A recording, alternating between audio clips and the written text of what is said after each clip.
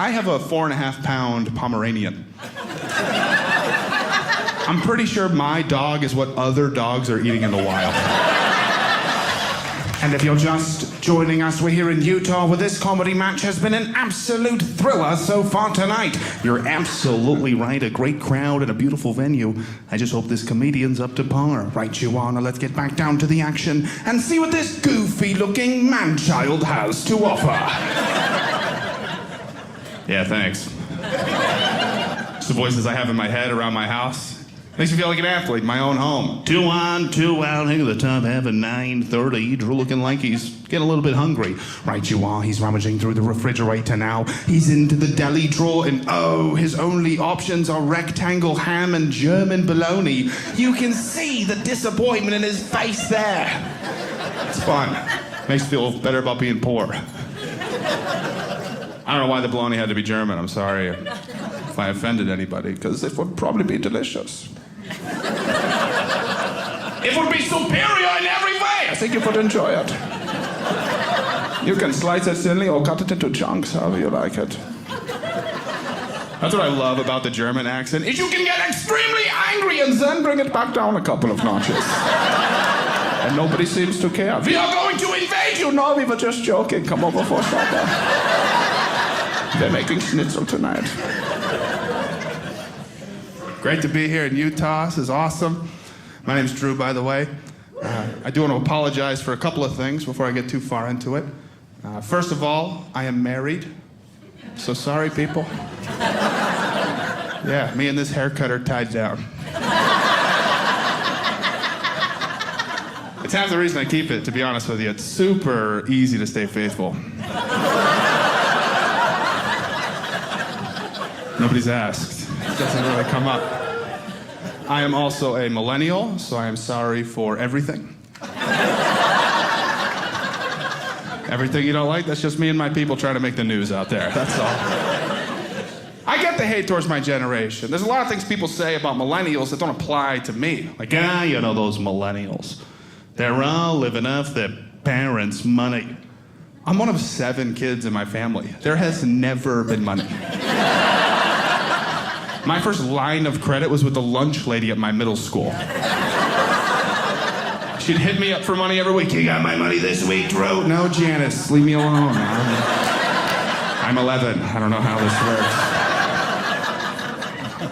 works. Now, these millennials, they all live at home with their parents till they're 30 years old. Not me, okay? I got married when I was 23, and I moved in with my wife, who lived with her parents. Totally different situation. I live with my in-laws till I was in my mid-20s. I had to leave. They kept asking when we're gonna have kids. It's like, I don't know, man. I'm not ready to be a dad. You can't be a dad and still look like a kid who got kidnapped 10 years ago and showed back up at the front porch. Like, Dad, it's me. It's true. Why'd you guys stop looking? I was out there. I was nearby. Not ready to be a parent. You wouldn't trust me as a figure of authority. You guys wouldn't trust me if I was your manager. How's a kid gonna take me seriously? Hey, you go to your room right now. I have had it up to here with your attitude today, young man. You do not want to see me get to my bangs. Get to it. Dad's doing bangs. Plus, Dad's gotta be manly, right? They gotta fix stuff around the house and all that. I'm not there. I'm trying. I'm putting in the work. Had to go to the Home Depot recently. No big deal. Small project. Just had to replace a little bit of the siding on the outside of the house. You know, because I had melted it trying to grill for the first time in my life. I just pushed an on-fire grill into my house because I have no survival skills. Like, I don't even know what to wear to Home Depot. I think the fact that that's on my mind is the real core of the problem, really. I don't know what to do. I'm just wandering around. I'm just trying to blend in once I get there. I'm just tapping stuff that I know and pointing like, that's a hammer. That's wood. That's all I got. The workers, they see right through my little dance. They're just like, hey, Mike, look at this guy. What do you think? Should we help him out? Nah, let's watch him play with the doorknobs for a few more hours. He's having fun. The guy who came to help me was actually very nice. He goes, hey man, you need some help on your project? So I say to him what I say to every retail employee as a knee-jerk reaction. Nope. Leave me alone. But I needed the help. So then I just left. I just went home. No siding, no information. Because I know realistically, I don't even have the 101 level I need to even have a conversation with that guy. I'd be like, yeah, I need help with siding. Okay, great, no problem. What are you looking for? Wood, vinyl, 4/4, 5/5, traditional Dutch lapping? Mine's yellow, and I have to leave now because I'm nervous. And I don't know those words. I gotta go do some research. I had no idea the Dutch did siding. I got a lot to learn. Yeah, big families, man, they'll make you not want to have kids for a little bit, you know? I spent half my life babysitting. I need a couple years off before I start doing it for myself. It's crazy. I don't know how you parents do it, man. Especially my mom's 7 kids. Even now, I'll see a mother of 2 in like a grocery store somewhere. She's got 1 kid crying, 1 running around. She has that, I'm about to freak out in public look on her face. But then I picture my mom. She had 1 kid crying, 1 running around, 1 pulling stuff off of shelves, 2 force-feeding each other crayons, 1 hanging off her breast, and she's 5 months pregnant. Like, that's harder. That's harder to do. I just try to think why. Like, why would you have so many kids? The only theory I came up with was maybe that was their way of increasing the chances of one of us to become successful, right? So they can retire easy. They're sitting there with a kid on the way, like, all right, come on, doctor, give me a lawyer or something. Oh no, that is a comedian. We're so screwed. Double or nothing. You're not supposed to have favorite kids. With 7, it's much harder to hide it. Because with 2, it's easy. It's 50-50. I love you both equally. But with 7, the math gets dicey. I didn't know who my parents' favorite was growing up, but I know who wasn't. Because when you use one of your kids' names as an insult to one of your other children... Hey, you're acting like a real Patrick right now. Okay. This Patrick? This is the guy? All right. I know I'm not at the bottom of the list. We got some progress. I know my parents' favorite now that my youngest brother's actually 10 years old. And we found out when he was very young that he has autism. He's a very high-functioning kid, he's just a little quirky. You know, he doesn't pick up on social cues very well. Like, good example, at one of my other brother's high school graduations, we're sitting in this crowd of this big arena, people going across the stage, getting their diplomas, big life accomplishment. About halfway through, my brother just starts booing kids. Just relentlessly, this little voice in the back, boo. Laura Crawford, boo. That's his way of saying, wrap this up, Paw Patrol's on. I got a busy day. We gotta get out of here.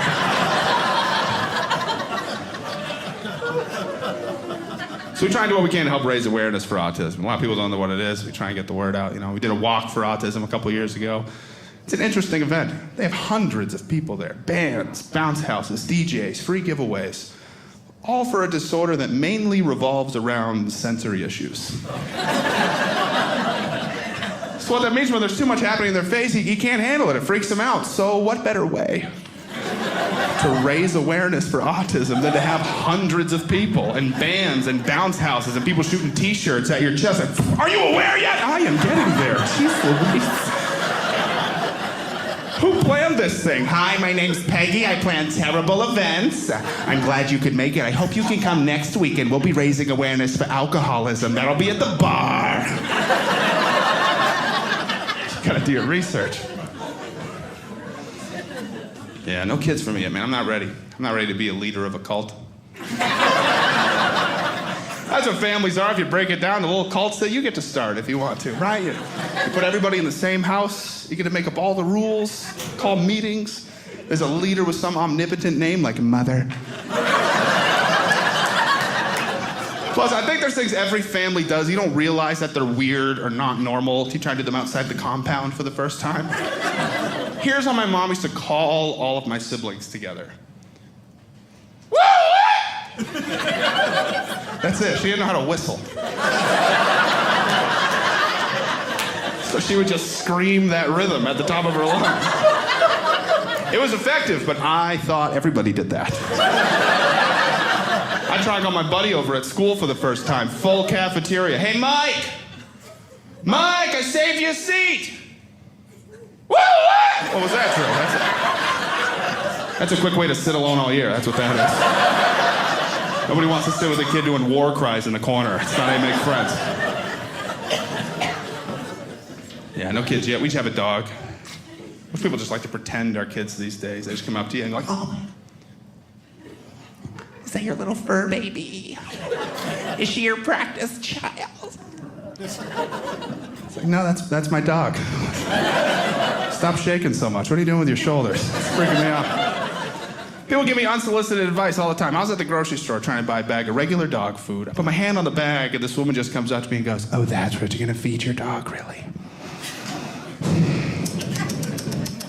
Do you even know what the first ingredient is? It's like dried up rabbit poops, I think. I don't know. It's dog food. Who are you? Why are you talking to me? Oh, that's terrible. That's awful. You should really be feeding your dog what they'd be eating in the wild. Like, really? Because I have a 4.5-pound Pomeranian.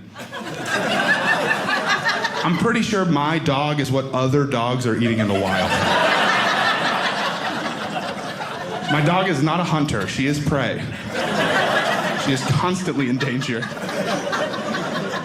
I know that because whenever I let her out in the backyard, I can't just go back inside. I have to stand there and keep watch for birds to make sure they don't come and swoop her up and take her away. That's not a joke. I spend time every day just scanning the skies with a baseball bat in my hand. Like, that's gonna do anything. I had to watch both seasons of Planet Earth just to know what I'm looking for. The Pomeranians in their natural environment. The backyard. Birds circling overhead. The first one is a pigeon. Posing no threat to the dogs, they continue to look for a place to tinkle. But another bird approaches. The red-tailed hawk, her natural predator. The Pomeranians begin their defense mechanism of barking and not moving. They're gonna die if a bird shows up. They don't stand a chance. I love David Attenborough's voice, by the way. That guy's the best. The Planet Earth guy. Oh, I can't listen to anybody else do nature documentaries. I tried. I turned on some random one. It was like the Amazon rainforest. I was like, get this off my TV. I only listen to the best. I need the sound of a guy who sounds like he just got punched in the stomach. Oh, my goodness. Oh, the North American vibe. It's like so much effort. I watched all those documentaries during the lockdown and stuff. It messed me up. That's not the voice I have in my head whenever I people watch. You guys should try it. A man walking through the frozen food section of the grocery store. He's noticed that his bum has become very itchy. He looks over his left shoulder and then his right. The coast seems to be clear. Anything can happen out there. I like wildlife and stuff, just not as much as some people. Like, I got a bunch of friends who go hiking all the time. I can't do it. I can't match that energy. Hey, you want to get up at 5 a.m. and walk for 8 hours? Bring an apple.